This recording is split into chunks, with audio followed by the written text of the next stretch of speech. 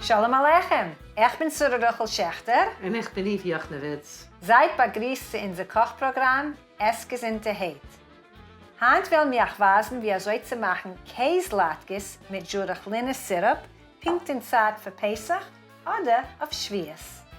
Jurachlines zijn een Amerikaner Gewächs, aber man hat sie stark lieb gehabt in der alten Heimat. Wir stammen, was es gewesen ist, euch so. Ja, malz op, dat is een van de Jurachlines. Malz sie op in een Prozessierer. Gieß dann ein bisschen Wasser.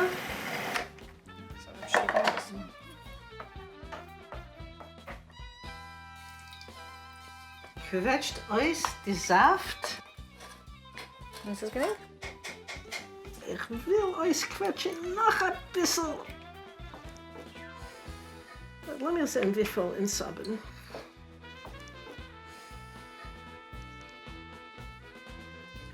Ist das wie ein Teppel, ein bisschen mehr? Das ist 1,5 Teppel. Zudem wollen wir geben ein Teppel Wasser.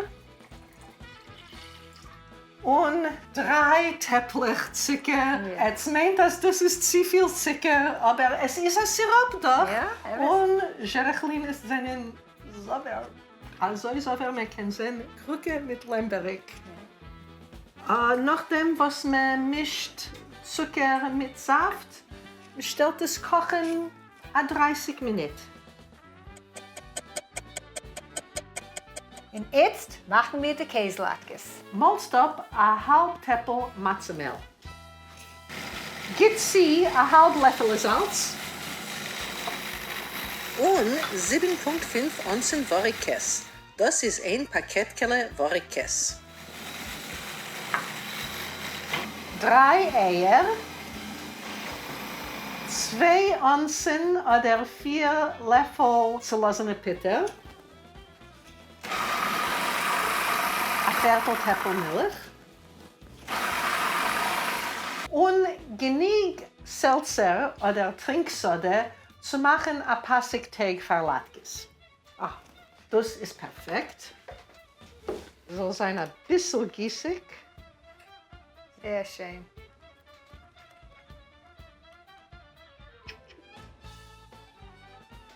Und wir machen Latkes. Schmier an a patelnie oder a skavrode mit ein bisschen Bäumel, nur ein bisschen.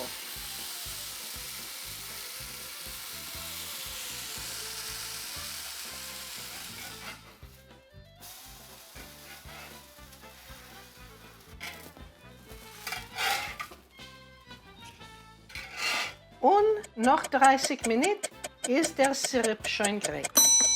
Und seht ihr die Käselatkes mit unser Jurachliner Sirup in Smetana. Und die Rippe kann man sie geben zu einem Glas Sodawasser oder Champagner oder Prosecco, für was nicht, und machen einen jüdischen Kier.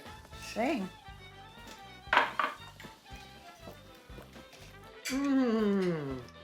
Wir hoffen, dass ihr es nur gehört von unserem Kochprogramm Essgesinnterheit. In Gitschante.